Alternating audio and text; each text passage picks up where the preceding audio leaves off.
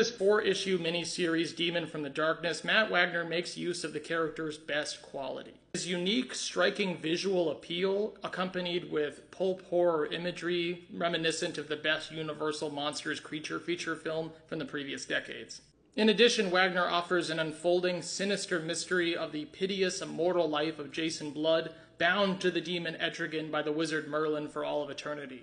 In this narrative, Wagner reduces Jason Blood somewhat to a traditional, brooding, masculine protagonist reminiscent of a Hammer horror film, as opposed to his more powerful, discerning, occult persona with more agency as written by Kirby. As a result, Blood becomes a more tragic, relatable human figure, controlled by forces beyond his reckoning with only the skills necessitated by the burden of having the curse over centuries he hardly remembers. Additionally, Wagner includes the character of Glenda Mark from the original Kirby series, an outsider seeking to free Jason from his infernal bond once and for all. In fact, Glenda sparks the inciting incident of the whole story as she shows Jason the evidence in an ancient book of a depiction of Belial, who looks strikingly similar to Etrigan. What follows is a roundabout investigation into Etrigan's veiled, devilish history that awakens forces far beyond Jason and Glenda's intent. Wagner's story speaks to the heart of what Etrigan comics should include, faithfully following the tradition of Kirby's legacy with petrifying, hellish imagery,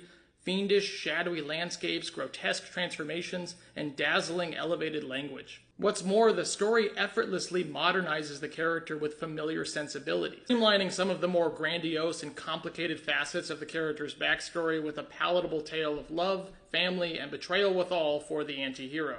While the story lacks a certain flair and punch in regard to comic book spectacle, and ends with what amounts to a kind of lackluster, anticlimactic reveal, Wagner's Demon from the Darkness ultimately is the blueprint that DC should have considered for the character's future, and still can in my eyes. Since the release of Demon from the Darkness, interest in horror media has only continued to blossom. In modern times, there is a faithful pattern of horror film releases, as well as a cult following of elevated art horror films. Etrigan could very well be DC Comics' way into that particular market with the correct thematic angle and writer. On the other side of the aisle, Marvel has only tentatively begun their foray into the horror genre with the tragically short format Werewolf by Night in 2022. However, if we're comparing, the basis for Marvel Comics horror, particularly in relation to hell and related mythologies, is far more deep and complex than DC. In fact, on paper, if Etrigan has any comparable duplicate character at Marvel, it is probably Mephisto, a ruler from hell established in 1968. However, it was no mere anecdotal coincidence that I mentioned the rise in popularity of Venom comics earlier, because it is my contention here that the proposed future of Etrigan at DC Comics should be modeled more like Venom and Eddie Brock than any of his hellish counterparts like Mephisto or Hela. And Matt Wagner's evocative, singular work demonstrates this comparable characterization best, as Jason Blood communicates to, competes with, and grows more inexorably tied to his other, much like Eddie Brock and his symbiote. And the original narrative history of the demon offers a thematic look between the duality of man and his bestial tendencies, the addictive, taboo nature of man's relationship to fear and the paranormal, and a psychological exploration of the nature of one's soul. All of that before Venom comics even existed. What is this if not evidence of a monumental wasted opportunity from early DC creators who only viewed the character through the limiting lens of merely a vehicle for the typical monster or occasional demonology content, as opposed to a potential complex, thrilling action hero with a psychologically stylistic guiding edge? All of this is to say that I believe Etrigan has the potential to be at the forefront of DC Comics, due to the unique, compelling, boundary-pushing, genre-focused nature of his best stories like The Demon from the Darkness, and of course his predominant role as a true anti-hero, all of which are key elements of the most popular comic book titles today. DC has already created an entire separate publication identity with self-described edgy and adult-oriented content in DC Black Label, and it is a travesty that Etrigan the Demon has not been explored in that vein. I realize I should clarify here that I am not declaring outright that Etrigan should be written like Venom.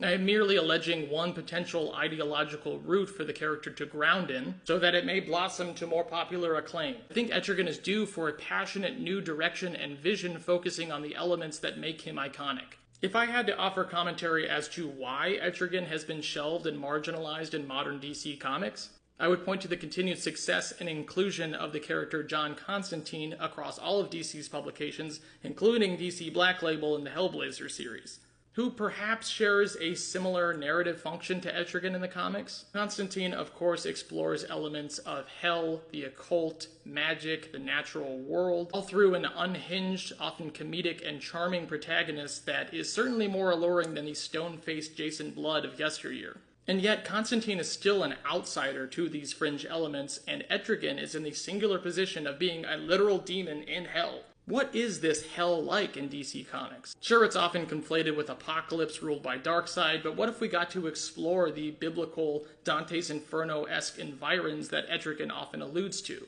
What does it mean for a demon to be a hero and a savior, as Etrigan is so often called upon to be? These are only some of the questions that a modern take on the demon could explore. It's certainly beginning to feel like now or never for DC to make use of and revive this cult favorite demonic figure. I can only hope that more DC fans fall in love with and discover comics like The Demon from the Darkness in order to propel Etrigan back into the, well, if not the far too ingratiating limelight, and the comforting mid-darkness of a beloved new Black Label series. The artwork in this book really is unmatched. Even really simple moments here, like we only use 2 colors, but it's such an emotional panel. And this is just such a striking, iconic image that this is something that they would adapt to film. I also really like this grimy look for Jason Blood. Usually he's very refined looking and proper, but I enjoy that he's not really a good person in this comic. I wasn't really able to get to in my review is the narration of this story, which is the demon Belial torturing the wizard Merlin, who has a thorn through his lips so he can't speak, telling him this story like it's already happened. This is a really simple panel, but it's reminiscent of like a Hammer horror movie or the movie Excalibur by John Borman, something dark horror fantasy tinged. This whole book just feels devilish and playful and visionary. Thank you for listening to my meandering opinion piece, and please in the comments let me know what your favorite Etrigan comics are. And also, if you're interested in reading my review, then please check out my profile on Medium, and stay tuned for more weekly comic book reviews.